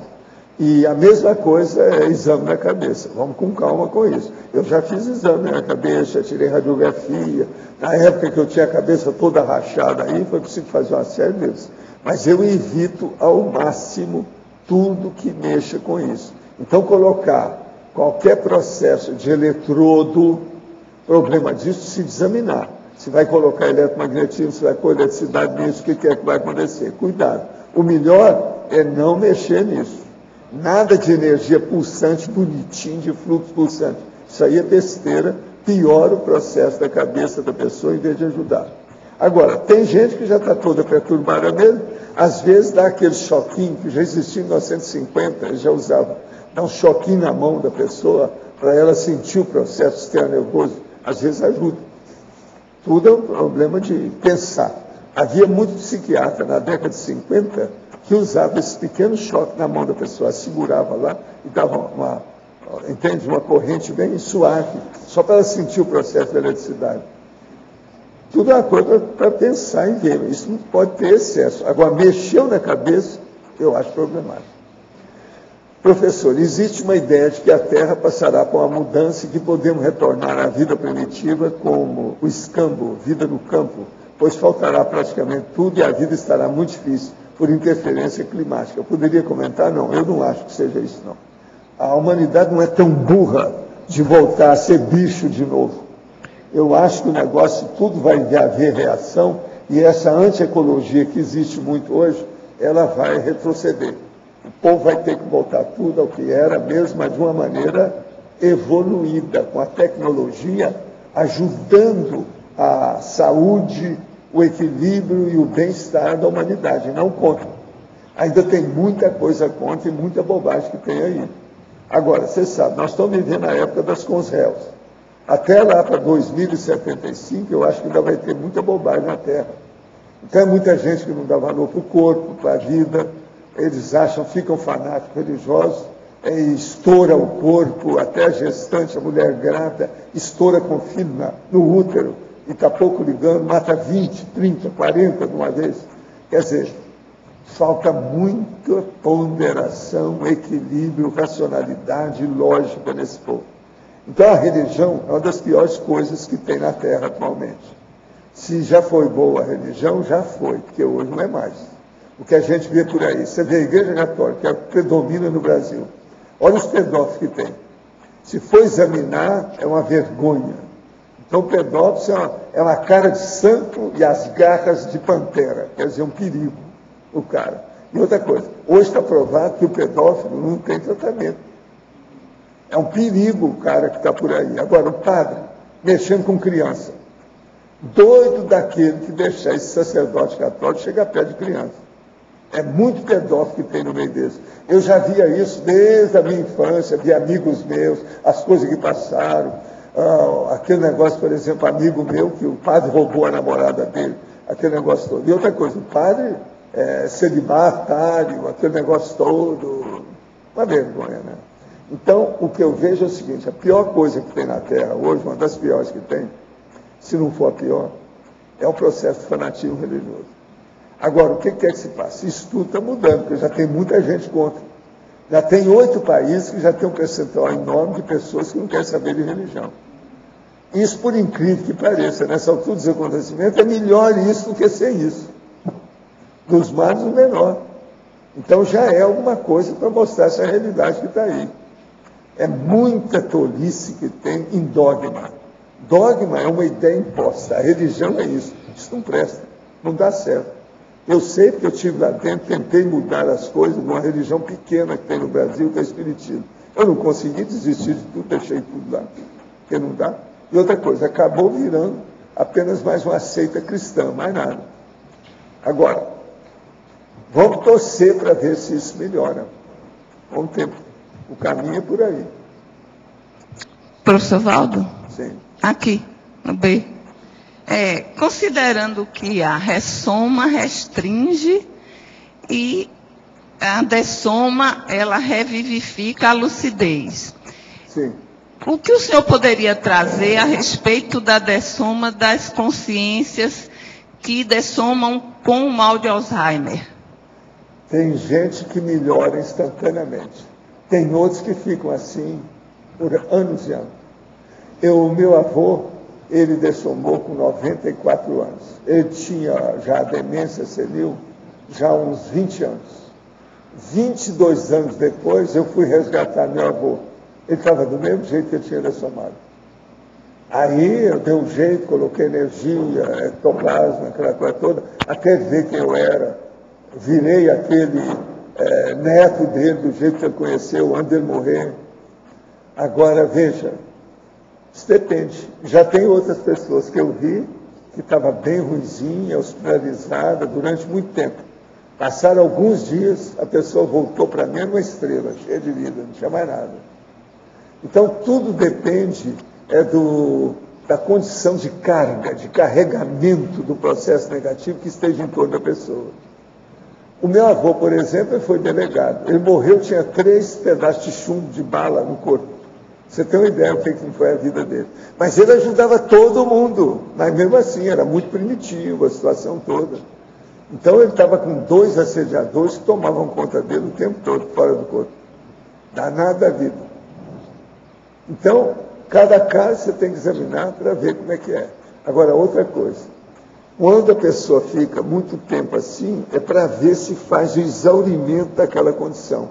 Então, por exemplo, a pessoa que fica na UTI durante muito tempo, ou a pessoa que está de idade e que ela tem o prolongamento da doença na cama durante muito tempo, isso às vezes é para retemperar, melhorar um pouco a condição dela. Entende? Mesmo que seja de idade. Às vezes ajuda muito a pessoa isso, esse período. Entende? É para ela, quando ela dessomar, estar mais aliviado o caso, porque senão vai para a baratosfera cheia desses assediadores, aquilo piora e vai demorar muito tempo a pessoa até se orientar direito e recuperar o equilíbrio. Enquanto no intrafísico, o que o senhor sugere para auxiliar esse processo? Eu sugiro o arco voltaico. A pessoa que está com Alzheimer, você deve colocar o arco voltaico nela sempre que você puder. Outra coisa, deve fazer isso na hora que ela estiver dormindo na cama. Isso ajuda muito. Por quê? Porque o arco voltaico vai tirando as energias gravitantes negativas que estejam ali. Se tem assediador fora, se não é só a pessoa, aquelas energias é como se você desligasse as tomadas, os plugs. Você está cortando os plugs, sabe, dos assediadores. Sim. Então a pessoa vai melhorando com o tempo. Mesmo que ela morrer daí a pouco, a dessoma vai ser melhor. Está entendendo? Entendi. Obrigada. Valda, tem algumas... Aqui na frente. Letra A. Algumas pessoas da minha família estão falando que não estou feliz com a religião, um é protestantismo, outro é espiritismo. E tem gente assim que já tinha decidido que ia largar espiritismo e tudo, e aí o pessoal convidou a pessoa para organizar um grupo, para ser líder lá dentro e tal, e aí a pessoa voltou atrás. Como é que eu posso ajudar aí nesse caso? Não, a gente já conversou. A pessoa às vezes ela gosta do poder. Tá. Ela readquiriu o poder. Você fala isso para ela, explica bem. Agora, o problema todo é de lógica e racionalidade. Pondera e dê exemplos para a pessoa.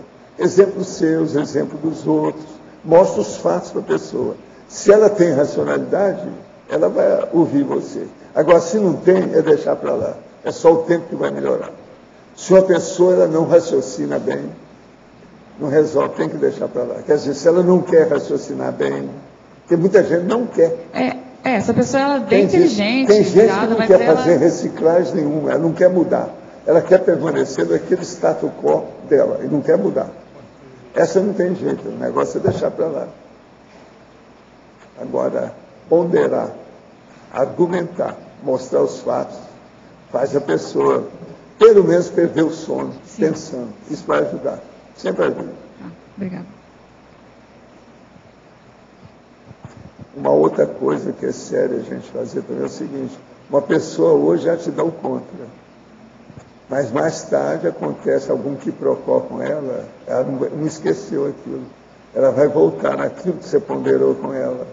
Às vezes, 10 anos depois, a pessoa chega com a cara de taque, uma cara de paisagem. Entende? Essas coisas todas tem. Então, se você ponderar as coisas com calma, mostrar os fatos e para-fatos da pessoa, ponderando, refletindo, com calma, com boa vontade, pode estar certo. As energias ficam pensando dela. Ela não vai esquecer. Otto, você poderia falar um pouco aí na principiologia? Vai dar a oportunidade para você falar um pouco mais de princípios lexicológicos? Cláudio, os princípios lexicológicos aí tem a ver com o léxico de um modo geral, as palavras e as línguas, né? Você tem basicamente aí, dentro do processo da linguística, da lexicologia, o princípio da evolução, estão sempre evoluindo, senão não existiria neologismo, né? Uma criação é algo novo, então é um processo de evolução, assim como tudo na vida, com, né, a língua e as palavras não poderia ser diferente. E tem também o processo da variabilidade. Por exemplo, a variação, você tem na língua portuguesa, por exemplo, variação ortográfica, você tem variação vernacular, variação gramatical. O professor Valdo tem verbete sobre isso, e eu escrevi um também, variante linguística, tem a variação vernacular e variante gramatical. Tem esses 3 verbetes na enciclopédia sobre variações. Então, aqui é importante levar isso em consideração, Cláudio, aqui chamar a atenção por causa em teoriologia, tem a teoria comunicativa da terminologia. Essa teoria comunicativa da terminologia, diferente da teoria da terminologia clássica, a primeira que foi criada, essa comunicativa, como ela privilegia o uso, a comunicação, ela admite variabilidade, ou algumas variações naquelas palavras. Então aqui, por exemplo, só para ilustrar, ali na página 25, Cláudio, no número 44, tem um PCP. Então ali seria um exemplo de variação, variabilidade. Você tem o princípio da cosmoética pessoal ou princípio da cosmoeticologia pessoal. Até certo ponto é uma variação. Tudo isso dentro da autocosmoeticologia. Então, isso mostra que dentro de um processo de terminologia, você acaba tendo algumas variações de forma, você não pode ter variação de conteúdo, você não pode ter uma polissemia dentro de um processo de terminologia, porque isso vai levar a um processo de confusão conceitual, que não é o que as ciências buscam, né? Então, esse é os princípios lexicológicos que têm que ser levados em consideração quando se trabalha com a terminologia. Aí você está dizendo a respeito ao princípio da concisão, clareza, né? Você vai quebrar esse princípio, né? Da concisão, precisão. Se você tem 2 palavras que não são precisas, concisas, né? E isso, Cláudio, está lá em efeitologia, no segundo item, o efeito braquilógico da sigla. Esse braquilógico tem a ver com o processo de concisão, é isso que você está invocando aí, ou seja, você trabalhar com o processo de concisão, de precisão terminológica.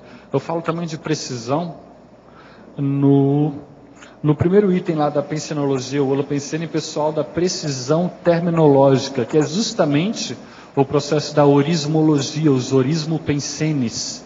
Aí você delimita bem aquele aspecto da realidade que você está estudando e você tem um termo para aquilo. Esse prefixo braque é o quê? É curto. É encurtamento, é do grego. Não é diferente do brade, né? É diferente de brade.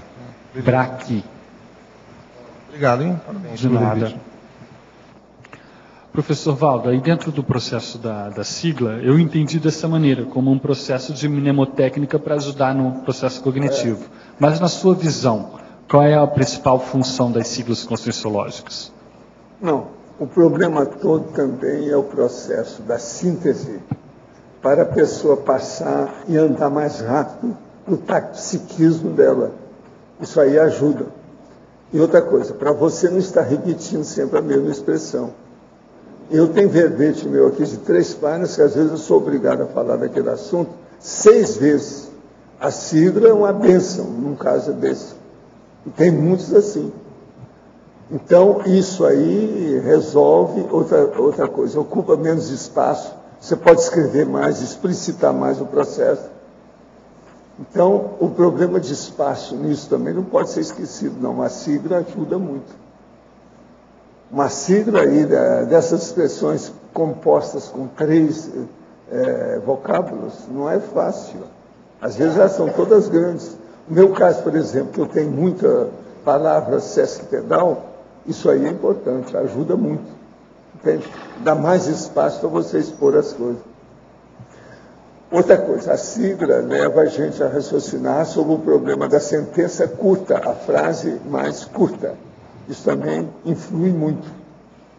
Então, os parágrafos também que sejam curtos, devido para certa concisão. Eu, por exemplo, uma pessoa falou para mim assim, quando tinha só os livros grandes, eu só viu os meus livros. Você escreve demais. As palavras são grandes e os livros são muito grandes.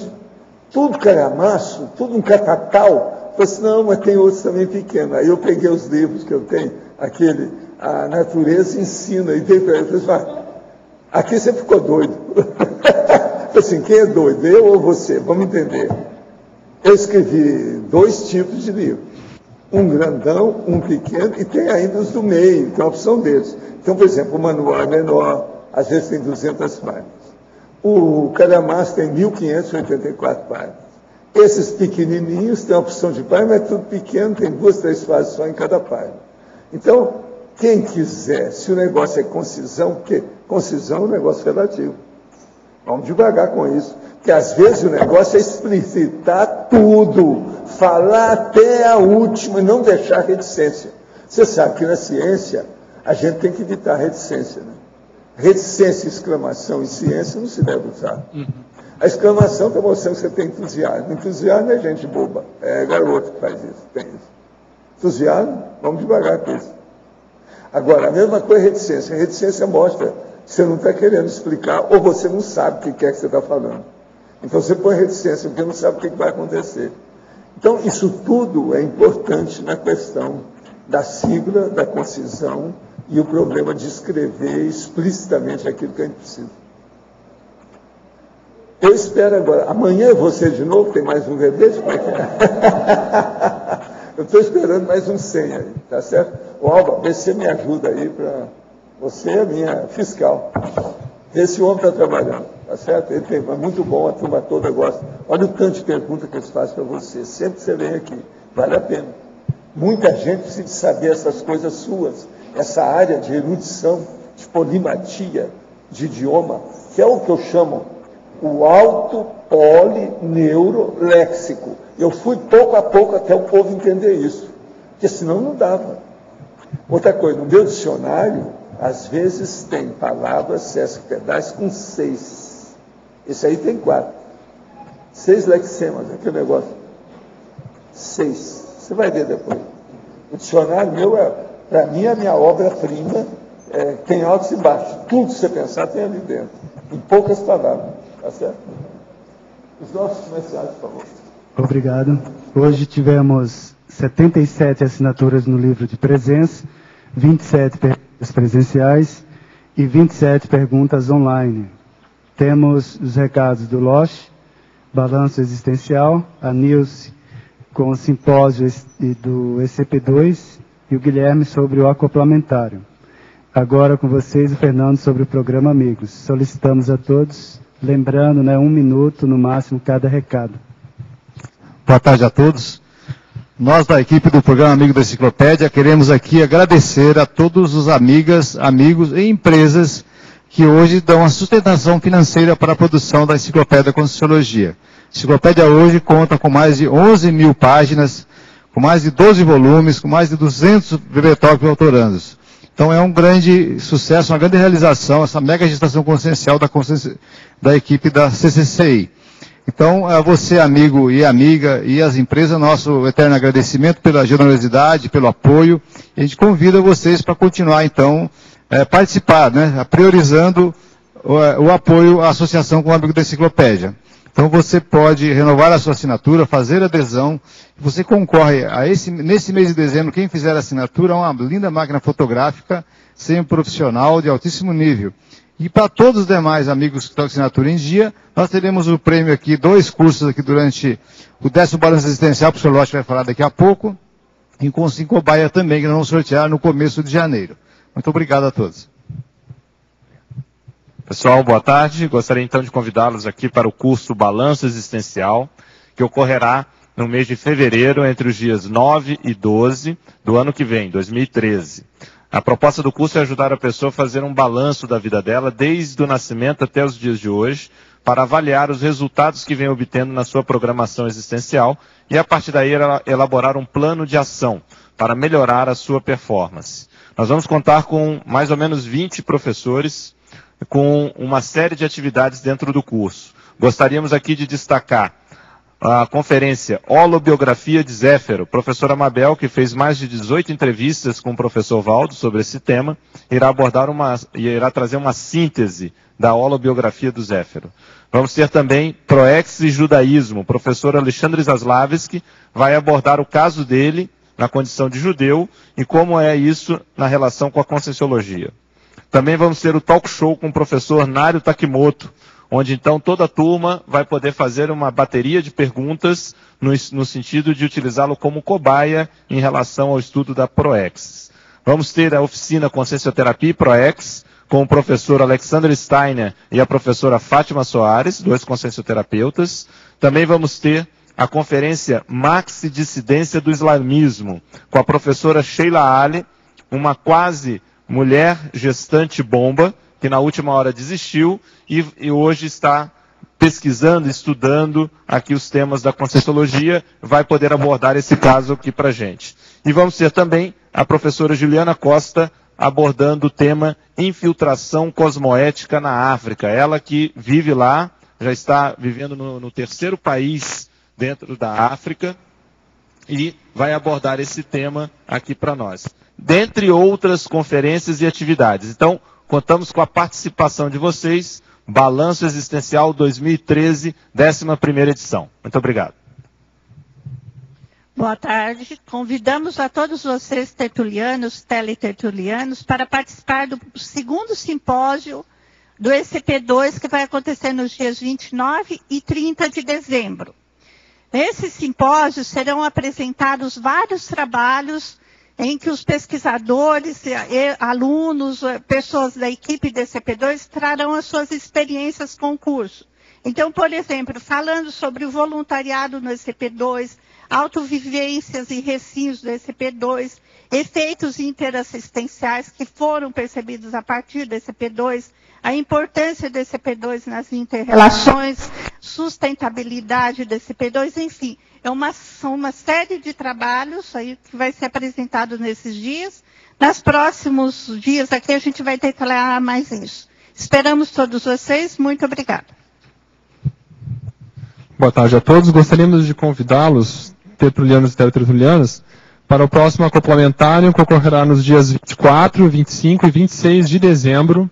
Semana que vem é segunda, terça e quarta-feira, com os EPICONs Rui Bueno, Cristina Aracaki e Everton Santos. Esse acoplamentário tem a temática TENEPS e, como acoplamentário, um laboratório grupal, onde todos os alunos vão poder desenvolver o parapsiquismo, principalmente a partir da aplicação, experimentação e debate relativos às técnicas de acoplamento energético, assimilação e clarividência. Maiores informações, favor entrar em contato com a recepção do CEEC pelo telefone 3525 2652. Obrigado. Para amanhã teremos o verbete Política Linguística da CCCI. A especialidade é Comunicologia, de autoria da professora Eliane Voslav. Obrigado pela sua presença e até amanhã.